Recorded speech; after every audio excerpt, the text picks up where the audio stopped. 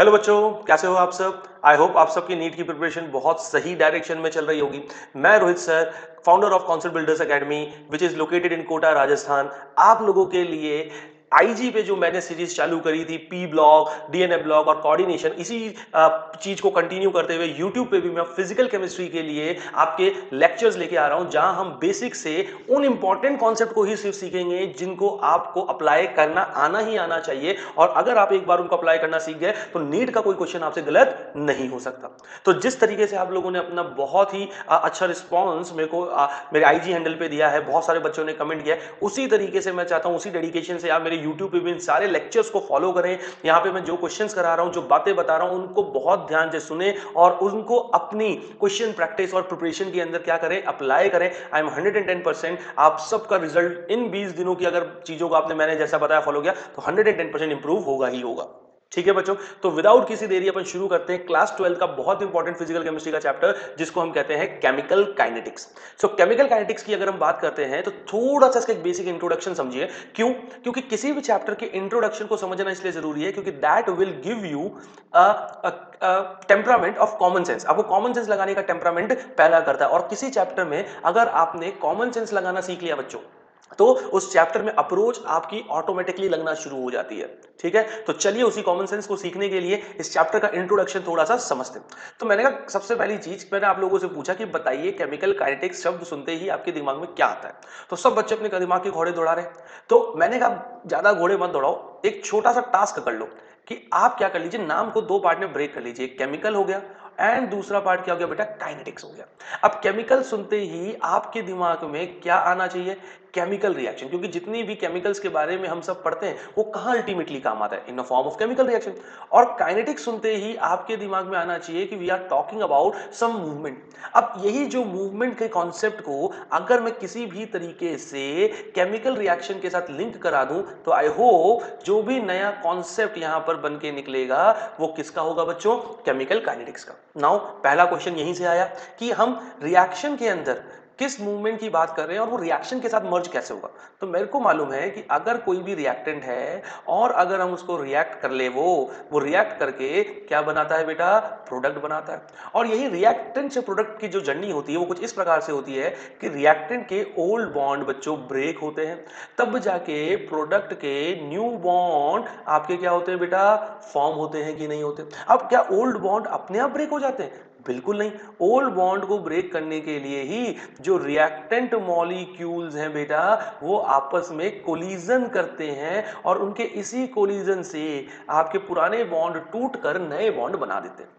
अब अगर reactant molecule collision कर रहे हैं तो एक जगह पे तो कोलिजन करेंगे नहीं, उसके लिए उनको मूव करना पड़ेगा। तो यही रिएक्टेंट मॉलिक्यूल्स के मूवमेंट की मैं जिक्र कर रहा था। तो रिएक्टेंट मॉलिक्यूल्स का मूवमेंट जितना ज्यादा होगा कोलिजन उतना ज्यादा, कोलिजन जितना ज्यादा होगा ओल्ड बॉन्ड उतनी जल्दी टूटेंगे, तो नए बॉन्ड उतनी जल्दी जल्दी बनेंगे। तो रिएक्शन कैसे हो गई, सोचो सोचो।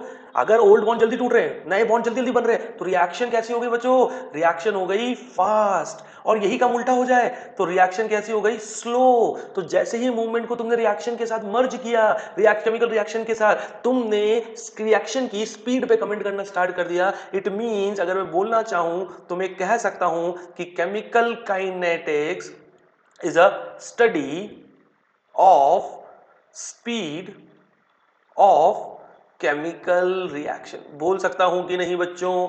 क्या आप लोगों को इसमें कोई डाउट है? पक्की बात। तो अब आपके दिमाग में बेसिक कॉमन सेंस आना स्टार्ट हो गया होगा कि ओके हम स्पीड के बारे में पढ़ेंगे। जहां पे भी स्पीड के कॉन्सेप्ट आ जाते हैं इसका मतलब क्वेश्चन जब भी आगे आएंगे तो किसी पर्टिकुलर टाइम में कुछ अमाउंट मेरा क्या हो रहा होगा, खत्म हो रहा होगा। तो वो चेंज जो भी आएगा वो कितने टाइम में आया, शायद इसी तरीके के सवाल जवाब यहाँ पर होंगे, और उन्हीं सवाल जवाब को सॉल्व करके मैं इस चैप्टर के क्वेश्चंस को बना ले जाऊंगा। ऐसा ही तो होता है फिजिक्स में भी, जब आप स्पीड पढ़ते हो तो इसी टाइप का क्वेश्चन आता है कि एक कार है, उसने 20 मिनट्स में 50 किलोमीटर डिस्टेंस ट्रेवल कर लिया, तो उसकी स्पीड बताइए। तो वही तो सिनेरियो, वही कॉमन सेंस जो फिजिक्स में लगाते हो वही आपको किस में लगा देना है, केमिस्ट्री में लगा देना है। 110% इतना समझ में आया? बहुत अच्छे। अब थोड़ी सी यहां पर अगर मैं चर्चा करूं तो हमें केमिकल रिएक्शन की स्पीड के बारे में पढ़ना है, बट फिजिक्स आया थोड़ा सा बीच में, और फिजिक्स ने यहां पर आके हमारे लिए एक पॉइंट बोल दिया कि यार एक काम करो ना गाइस, तुम सब कुछ रख लो you take each and everything, मेरे स्पीड के कॉन्सेप्ट सब रख लो, बट ना मेरे को ये जो स्पीड नाम है ना, ये फिजिक्स के लिए ही छोड़ दो। तो मैंने कहा ठीक है भाई रख लो। इसीलिए केमिस्ट्री में हम स्पीड ऑफ केमिकल रिएक्शन ना बोलने की बजाय हम क्या बोलते हैं बच्चों, रेट ऑफ रिएक्शन बोलते हैं। क्या बोलते हैं, रेट ऑफ रिएक्शन। सो इस चैप्टर में we are going to study about rate of reaction. Is that clear?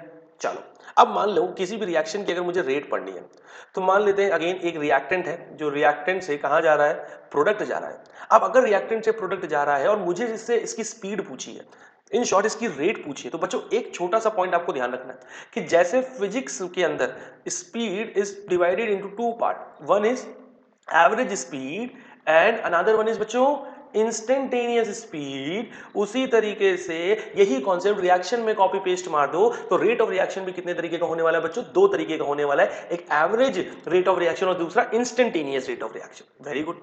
दूसरी चीज स्पीड का अगर हम बेसिक बात करें तो फिजिक्स के अंदर अगर किसी भी गाड़ी की हमें स्पीड निकालनी होती है, so we do distance by time. हम क्या करते हैं बच्चों, वहां डिस्टेंस बाय टाइम कर देते हैं कि नहीं कर देते, आपको पता होगा आप कितने डिस्टेंस कितने टाइम में ट्रैवल किया। तो एक छोटी सी चीज मैं यहां से जो समझाने की कोशिश कर रहा हूं वो ये कि आप स्पीड किसी भी फॉर्मेट की क्यों ना निकालें, फिजिक्स में, केमिस्ट्री में, बायोलॉजी में, विदाउट टाइम पीरियड आप स्पीड को कैलकुलेट नहीं कर सकते। इट मींस अगर मुझे रिएक्शन की रेट कैलकुलेट करनी है तो मेरा एक कंपोनेंट जो है वो कौन है बेटा, टाइम है। कौन है, टाइम।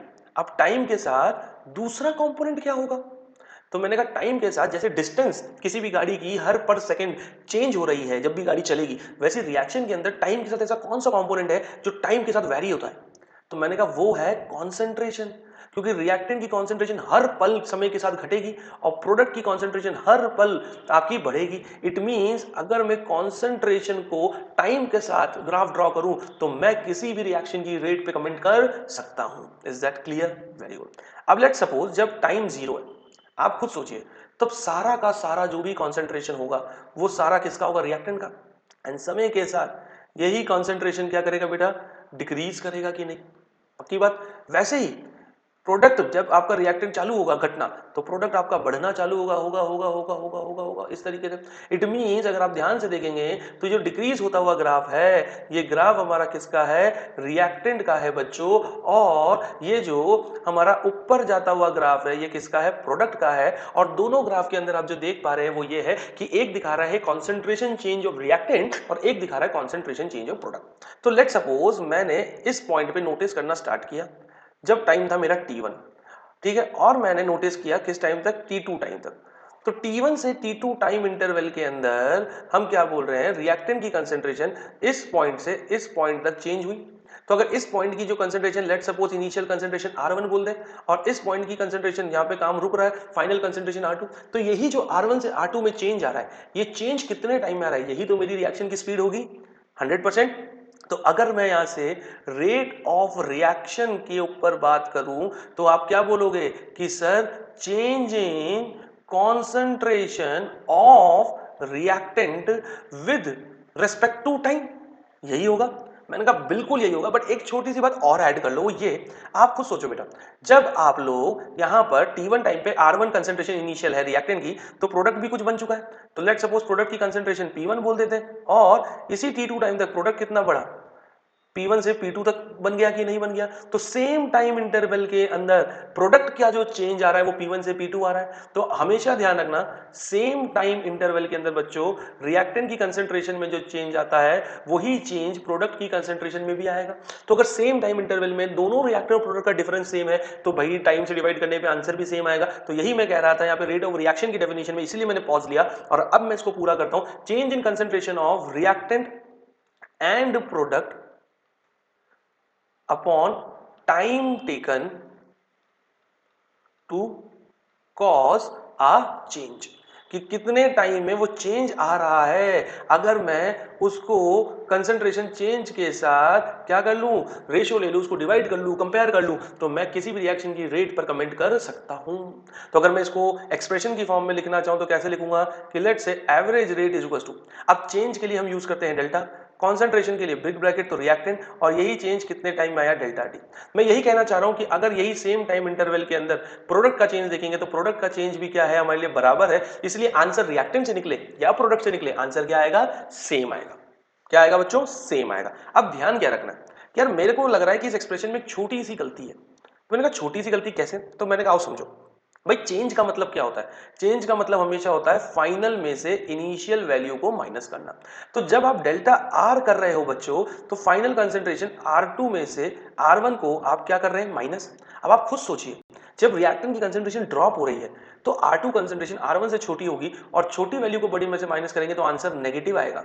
वहीं अगर मैं चेंज इन प्रोडक्ट देखूं तो वो क्या है? फाइनल P2 माइनस P1 और P2 यहां पर बड़ा होगा क्योंकि प्रोडक्ट फॉर्म हो रहा है, तो इसका चेंज पॉजिटिव है। अब अगर इसी चेंज को नेगेटिव वैल्यू को मैं एवरेज रेट निकालने के लिए यूज करूं तो स्पीड भी नेगेटिव आएगी। क्या स्पीड नेगेटिव हो सकती है? क्या रेट कभी नेगेटिव हो सकता है? खुद से सवाल पूछो।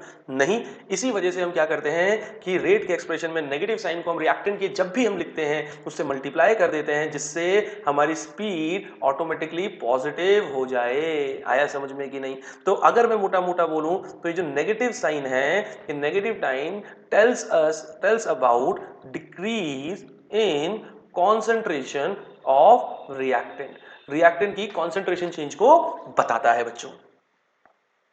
तो अब हमें ये देखना है कि मान लेते हैं कि कोई क्वेश्चन अगर मेरे को दिया है, ठीक है, मैं अभी आपको एक बेसिक तरीके से समझाने की कोशिश कर रहा हूं कि आपको एक्सप्रेस करने को बोला जाए रेट फॉर द रिएक्शन, ठीक है, और रिएक्शन आपको दी है PCl5 gives PCl3 plus Cl2। अगर ये रिएक्शन आपको दी है और आपसे बोला है कि भैया मुझे इसकी रेट एक्सप्रेस करिए, ठीक है, और ज्यादा कुछ नहीं, न्यूमेरिकल पॉइंट ऑफ व्यू नहीं है, एक्सप्रेस करना मतलब एक्सप्रेशन आपको लिखना है, तो भाई आप क्या करेंगे? तो मैं आपको देखो कॉन्सेप्ट भी समझाता हूं। भाई PCl5 डीकंपोज हो रहा है और बच्चों PCl3 प्लस Cl2 दे रहा है। अब हमें मालूम है, लेट सपोज अगर टाइम 0 है और PCl5 का मेरे पास 1 मोल है, तो प्रोडक्ट में कितना होगा? 0 0। और स्टोइक्योमेट्री अगर आप देखोगे तो 1:1:1 है। इसका मतलब कुछ टाइम बाद ये 1 मोल PCl5 जब पूरा डीकंपोज हो जाएगा तो यहाँ कितना बचेगा? 0। और 1 मोल PCl5 1 मोल PCl3 और 1 मोल Cl2 बनाने के लिए जाना जाता है, तो जैसे ही वो 1 मोल डीकंपोज होगा दोनों का 1 1 मोल बन जाएगा। तो आप क्लियरली देख सकते हैं यहाँ कि same time interval delta T में PCl5 में जो चेंज आया, PCl3 में जो चेंज आया और Cl2 में जो चेंज आया वो क्या है? चेंज बराबर। इसी वजह से अगर मैं PCl5, PCl3 या Cl2 किसी को भी यूज करके अगर एवरेज रेट का आंसर देना चाहूं तो मैं दे सकता हूं। इसीलिए अगर यहां पर मुझे एक्सप्रेशन लिखना है तो मैं एक्सप्रेशन क्या लिखूंगा बच्चों? वो होगा कि नेगेटिव रिएक्टेंट के लिए चेंज, रिएक्टेंट कौन है? PCl5, PCl5 में जो चेंज आया वो डेल्टा टी टाइम में आया। यही आंसर अगर मैं PCl3 से देखूं तो PCl3 का चेंज, और ये चेंज डेल्टा टी टाइम में, और delta Cl2 bye delta T ये क्लोरीन का चेंज। तो तीनों एक्सप्रेशन में से किसी से भी हम आंसर निकालेंगे, आंसर आपका सही आएगा। बट आप सबके मन में एक सवाल आ रहा होगा कि सर इस रिएक्शन के तो स्टोइकियोमेट्रिक कोफिशिएंट 1:1:1 थे, बट हर रिएक्शन में स्टोइकियोमेट्रिक कोफिशिएंट 1 होगा, ऐसा पॉसिबल नहीं। मैंने कहा बिल्कुल सही बात। और इसका मतलब आप मुझसे कह रहे हो कि अगर सर एक रिएक्शन इस तरीके की आ जाए जहां N2 गैस H2 गैस से रिएक्ट करके 2 अमोनिया 2NH3 गैस बना रहा है, जहां पे स्टोइकियोमेट्रिक रिलेशन कह रहा है कि 1 मोल N2 जब 3 मोल H2 से रिएक्ट करेगा तो 2 मोल अमोनिया बनाएगा, तो इस केस के अंदर क्या हर एक रिएक्टर प्रोडक्ट का सेम टाइम इंटरवल में क्या चेंज बराबर होगा? तो मैंने कहा चलो एक बार देखते हैं, और अगर कुछ इसमें ऊंच नीच होती है तो उस ऊंच नीच को कैसे अपन ठीक करेंगे, लेट्स टॉक अबाउट दैट। ठीक है, तो लेट्स सपोज मेरे पास जब टाइम 0 है तो N2 के मेरे पास x मोल है, H2 के मेरे पास y मोल, और प्रोडक्ट तो अभी बना ही नहीं तो 0। अब टी टाइम पे मुझे क्या पता चला कि जैसे रिएक्शन स्टार्ट होगी नाइट्रोजन अपने 1 मोल को क्या करेगा? रिएक्ट करने के लिए आगे लाएगा। तो जैसे 1 मोल नाइट्रोजन ने रिएक्ट किया तो नाइट्रोजन का बचा कितना? x-1। अगर नाइट्रोजन 1 मोल खर्च कर रहा है तो हाइड्रोजन 3 मोल, तो हाइड्रोजन के कितने बचे? y-3। और तब जाके अमोनिया के 2 मोल मिले कि नहीं मिले? Very good. तो अब अगर आप क्लियरली देखोगे, अगर मैं यहाँ पे चेंज ऑफ N2 की बात करूं बच्चों, जो कि फाइनल माइनस इनिशियल होगा, तो x-1 x, x से x कट गया -1, और हमें मालूम है जब हम रेट निकालते हैं रेट हमारा नेगेटिव नहीं हो सकता, तो यहाँ पे माइनस से मल्टीप्लाई कर दूं तो ये माइनस माइनस, और अगर मैं इसको टाइम से भी कंपेयर कर लूं तो ये आपके पास t time let suppose 1/t आ गया। सिमिलरली अगर आप हाइड्रोजन का देखोगे change with respect to time, तो आपके पास क्या आएगा बेटा? -y-3 -y अपॉन में t, y से y गया, कितना बच गया बेटा? 3/t बचा कि नहीं बचा? ऐसे ही अगर आप NH3 का चेंज देखोगे बच्चों टाइम के साथ, तो यहां पर आप देखोगे 2 - 0/t, कितना आया? 2/t। और किसी भी तरीके से ये जो चेंज है 1/t, 3/t और 2/t इक्वल नहीं है। अगर इक्वल नहीं है तो अगर मैं यहाँ पे N2, H2 और NH3 का चेंज अपॉन टाइम को इक्वल करके लिख दूं तो क्या वो मेरा करेक्ट एक्सप्रेशन होगा एवरेज रेट निकालने का? आप खुद सोच सकते हैं बिल्कुल नहीं। तो इस चेंज को मुझे क्या करना है? इक्वेट करना है। तो मैंने कहा एक काम करूं, अगर मैं 3/2 को 1/3 और 2/t को 1/2 से मल्टीप्लाई कर दूं तो ये देखो सब आपस में इक्वल दिख रहे होंगे। 3 से 3, 2 से 2 कैंसिल हो गए 1/t। और जैसे ही मैंने ये 1/3 और 1/2 से मल्टीप्लाई किया, मैंने रिएक्शन पे जब गौर फरमाया देखा, मैंने कहा जिस 1/3 से मल्टीप्लाई कर रहे हो वो 3 तो H2 का ही कोफिशिएंट है और जहां NH3 को 1/2 से मल्टीप्लाई कर रहे हो उसका कोफिशिएंट 2 है। इन जनरल अगर मैं चाहूं तो बोल सकता हूं कि जिसका जो स्टोइकियोमेट्रिक कोफिशिएंट है उसी को रेसिप्रोकल करके मल्टीप्लाई कर रहे हैं तो चीजें इक्वल हो जा रही हैं कि नहीं। तो मैंने कहा बस इसी कॉन्सेप्ट को यूज करना है। ये सब चीजें जो मैंने आपको बताई ये सिर्फ कॉन्सेप्ट समझाने के लिए कि क्यों स्टोइकियोमेट्रिक कोफिशिएंट को रेसिप्रोकल करके मल्टीप्लाई किया जाता है, जो डायरेक्टली आपको याद होगा। तो अगर नहीं किसी को पता तो आपको पता चल गया, ठीक है, क्योंकि पता होना चाहिए कैसे काम होता है। तो यहां पर एवरेज रेट लिखेंगे तो minus delta N2 by delta T is equals to minus 1/3 delta H2 by delta T और is equals to 1/2 delta NH3 by delta T. तो जैसे ही मैंने स्टोइकियोमेट्रिक कोफिशिएंट को रेसिप्रोकल मल्टीप्लाई किया, देखो मेरी एवरेज रेट का एक्सप्रेशन आ गया और अब हर एक बंदे का change with respect to time equal है। आया समझ में कि नहीं? यहां तक किसी को कोई डाउट? पक्का? चलो अब देखो आपके सामने जब यहां से नीट में क्वेश्चन बनेगा तो मेन तो यही है कि क्वेश्चन कैसे पूछा जाएगा नीट में। तो नीट में आपके सामने बच्चों जो क्वेश्चन पूछा जा सकता है वो कुछ इस प्रकार का हो सकता है कि चूज द करेक्ट ऑप्शन, ठीक है, फॉर गिवन रिएक्शन। ठीक है, एक रिएक्शन उसके लिए सही करेक्ट ऑप्शन चूज करें एंड रिएक्शन कुछ इस प्रकार की है 5Br minus aqueous plus BrO3 minus aqueous plus 6H plus aqueous gives 3Br2 liquid plus 3H2O liquid. ये आपको दे रखा है। अब आपको ऑप्शंस किस प्रकार के दे रखे हैं आप ये ध्यान दीजिए। आपको ऑप्शन दिया है कि minus delta Br minus by delta T is equal to 3/5 delta Br2 by delta T. आपको बताना है क्या ये ऑप्शन सही है। ऑप्शन एक दूसरा दिया है minus delta Br minus by delta T is equal to delta Br2 by delta T. एक ऑप्शन ये दे रखा है। एक ऑप्शन अगर मैं बात करूं तो minus 3 delta Br minus by delta T is equal to 5 delta Br2 by delta T. यही ऑप्शन दे रखा है कि नहीं दे रखा।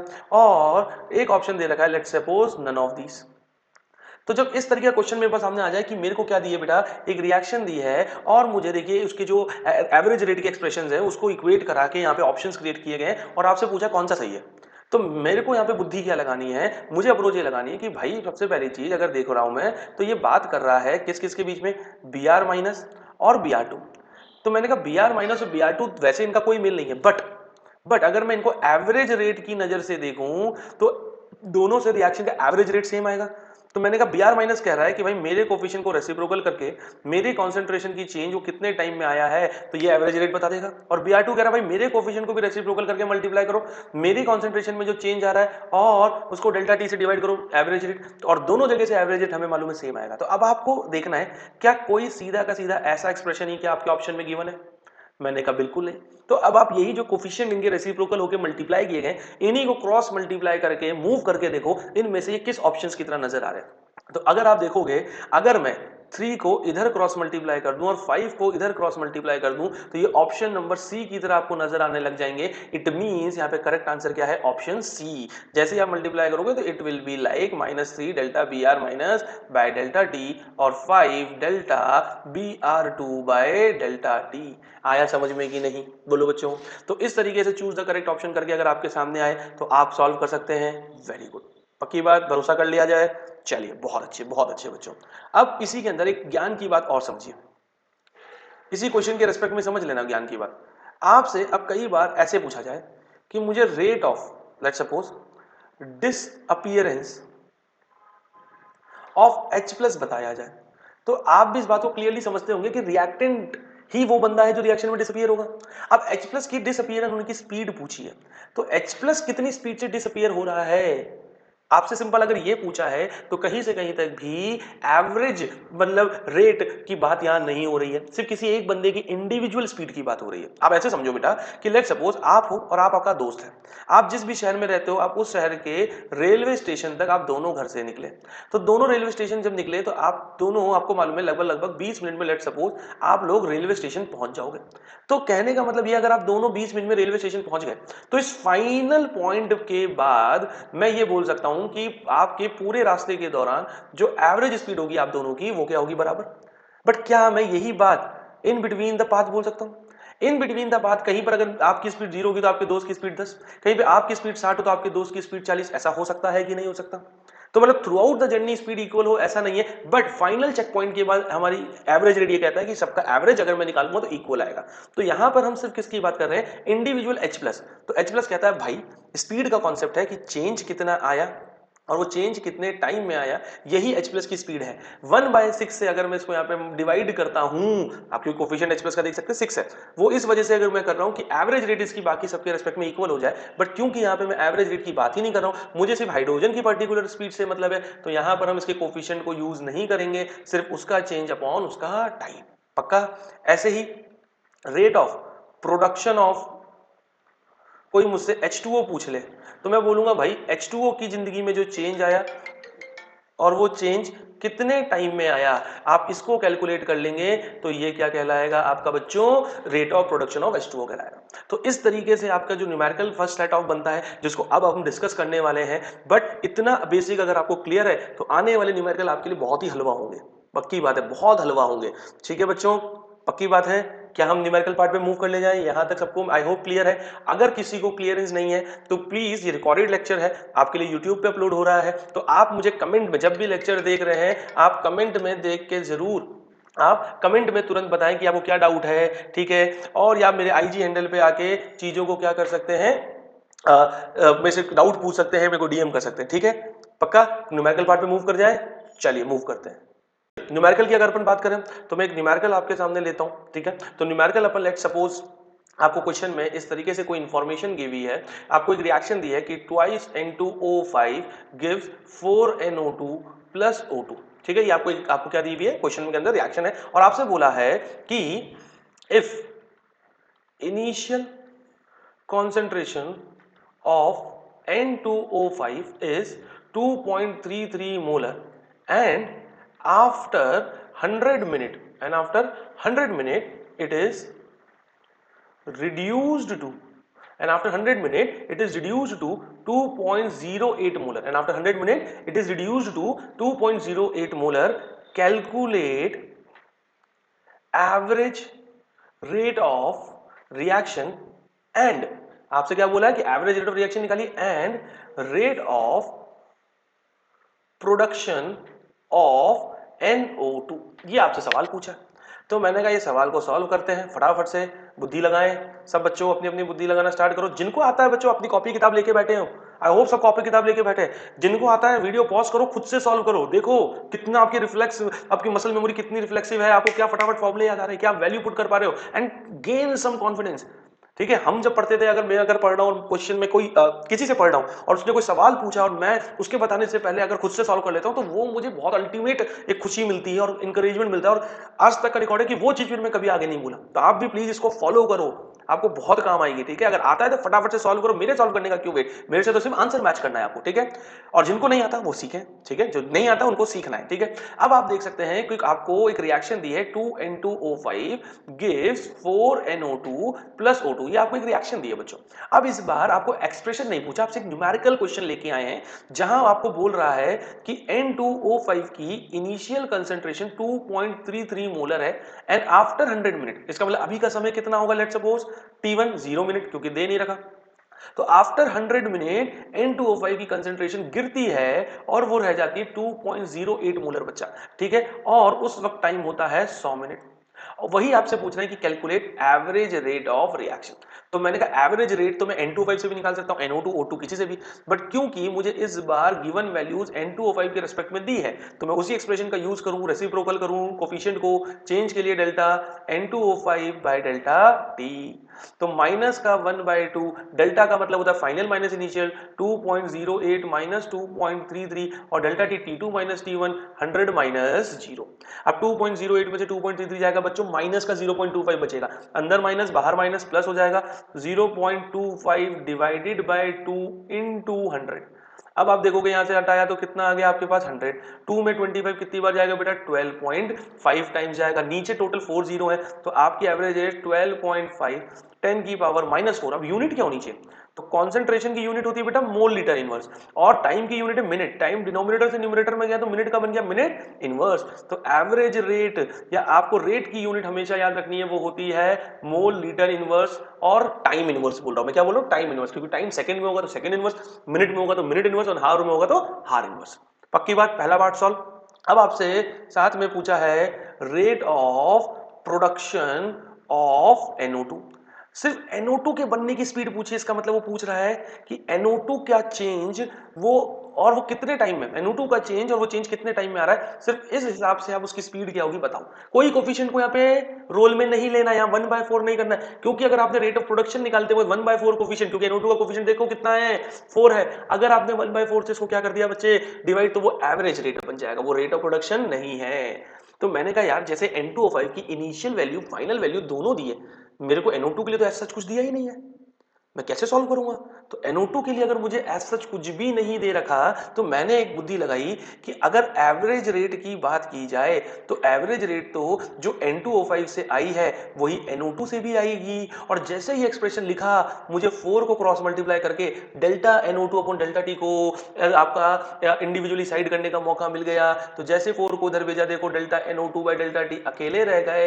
एवरेज रेट 4 इंटू 12.5 इंटू 10 की पावर -4, 4 5 जा 20, 4 2 जा 8 और 2 10, 4 1 जा 4 1 5, तो कितना आ गया 50 इंटू 10 की पावर -4। एक जीरो अगर मैं 10 की पावर -4 में मर्ज कर दूं तो 5 इंटू 10 की पावर -3 अगेन मोल लीटर इनवर्स, और आपका ये क्या आएगा मिनट इनवर्स आएगा बच्चों। क्या आएगा? मोल लीटर इनवर्स और mole minute inverse, mole litre inverse and minute inverse. Is that clear? यहां तक आया समझ में? चलो नेक्स्ट न्यूमेरिकल पे मूव करें। चलो न्यूमेरिकल अब आपके सामने क्या है बच्चों? तो नेक्स्ट न्यूमेरिकल आपको एक रिएक्शन अगेन दे दी कि 2A से आप कहां पर जा रहे हैं? प्रोडक्ट पर जा रहे हैं, ठीक है। कॉन्सेंट्रेशन चेंज, मैं आपको बेसिक लैंग्वेज में अभी क्वेश्चन बता रहा हूं। कॉन्सेंट्रेशन चेंज हो रहा है आपका A का from 0.04 molar to 0.01 molar in 10 seconds. 10 seconds में ये कॉन्सेंट्रेशन चेंज आपको देखने को मिल रहा है। तो आपसे बोला जा रहा है calculate average rate of reaction. बहुत सिंपल सा क्वेश्चन है, अप्रोच बनाने के लिए क्वेश्चन मैंने आपको दिया है। तो आप क्या करेंगे फटाफट से इस क्वेश्चन के अंदर बच्चों, आपने रिएक्शन देखी 2A से प्रोडक्ट, आपने क्वेश्चन के अंदर देखा कि भाई मुझे A की इनिशियल कंसेंट्रेशन 0.04 मोलर और A की फाइनल कंसेंट्रेशन 0.01 मोलर दी है, और यही जो कंसेंट्रेशन चेंज आ रहा है ये आपका आ रहा है मात्र 10 सेकंड, मतलब डेल्टा टी 10 सेकंड दिया है, और एवरेज रेट पूछा है। तो बेटा एवरेज रेट निकालने के लिए देखो फटाफट से हाथ चलेगा, स्टोइकियोमेट्रिक कोएफिशिएंट को रेसिप्रोकल, रिएक्टेंट के लिए माइनस, चेंज के लिए डेल्टा A और बाय डेल्टा टी, -1/2 डेल्टा का मतलब फाइनल माइनस इनिशियल 0.01 माइनस 0.04 आ जाएगा, और डिवाइडेड बाय हो जाएगा 10, 0.01 में से 0.04 जाएगा, माइनस का 0.03, माइनस माइनस प्लस, तो 0.03 अपॉन 2 इंटू 10 आ गया। पॉइंट हटा देंगे, नीचे कितना आएगा 100, 2 की टेबल में 3 1.5 टाइम जाता है, नीचे 10 की पावर 3 है, तो 1.5 10 की पावर -3 आ गया कि नहीं। और अगेन रेट की यूनिट कंसेंट्रेशन मोल लीटर इनवर्स, टाइम इनवर्स होता है, टाइम सेकंड में है इसलिए सेकंड इनवर्स आएगा कि नहीं आएगा। तो ये आपके सामने देखो एक बेसिक न्यूमेरिकल मैंने कराया। इस न्यूमेरिकल को जल्दी जल्दी कराने के पीछे कि अगर बहुत कई बार नीट में बेसिक सवाल आता है इस चैप्टर से, ठीक है, तो यहां पर मैं आपको ये समझाना चाह रहा हूं कि देखो मुझे स्टेप्स पता है, मैं स्टेप्स को हर स्टेप लिखता भी जा रहा हूं, बट क्योंकि मेरे को आगे से आगे एक स्टेप पता है तो मेरा हाथ ऑटोमेटिकली तेजी से चल रहा है, and this question can be solve easily in 20 to 15 to 20 second अगर मैं सारे स्टेप्स लिखता हूं फिर भी, ठीक है। तो हर बार हमें ट्रिक्स से ही काम नहीं लेना है, हम पूरी आप अच्छे से सीखो, कॉन्सेप्ट सीखो, उसको अप्लाई करो, स्पीड अपने आप आपको बढ़ती हुई नजर आएगी। तो एवरेज रेट पे कैसे क्वेश्चन बनते, देखो एक क्वेश्चन मैंने आपको ये कराया, एक क्वेश्चन मैंने आपको यहाँ पे इस तरीके कराया। अच्छा एक और क्वेश्चन मैं आपसे पूछता हूँ जहां पर आपको कॉन्सेप्ट आपको पता होना चाहिए। तो लेट्स से आपके सामने एक एवरेज रेट दिया है कि 1/3 delta C by delta T is equal to minus का 1/5 delta A by delta T is equal to 1/4 delta D by delta T is equal to -1/2 delta B by delta T.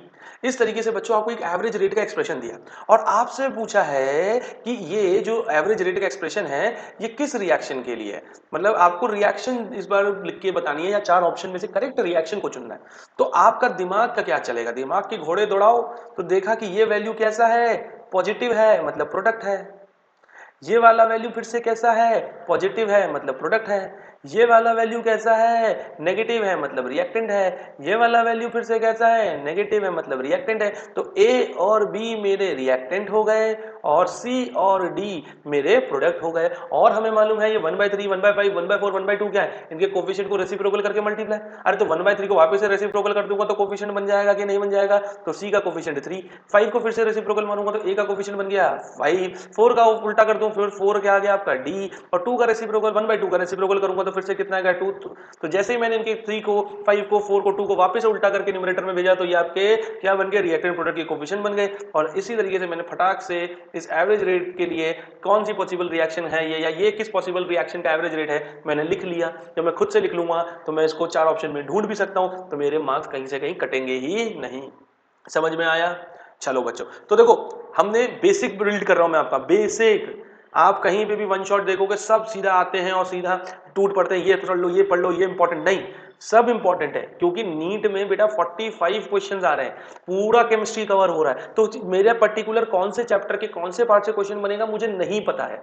समझ में आई बात? और मैं ये चाह रहा हूं कि जो भी बच्चा मेरे से थ्रू पढ़ाई कर रहा है, जितना कंटेंट मैं उसको डिलीवर कर रहा हूं कम से कम उसमें वो गलती ना करे, उतना तो वो स्ट्रांग करे जो मुझे अच्छे से फॉलो कर रहा है। तो जिनके भी चैप्टर वीक है प्लीज स्टडी अच्छे से, टाइम है आपके पास। एक चैप्टर को अगर आप 2 दिन, एक चैप्टर को अगर आप एक दिन अच्छे से बैठ के लेके बैठोगे, उसमें सारी उसकी कंटेंट को कवर करके फिर उसकी क्वेश्चन प्रैक्टिस करके कवर करोगे, तो वो day will be counted as a very productive day, क्योंकि आपने आपकी वीकनेस को वहां पे स्ट्रेंथ में कन्वर्ट करा है।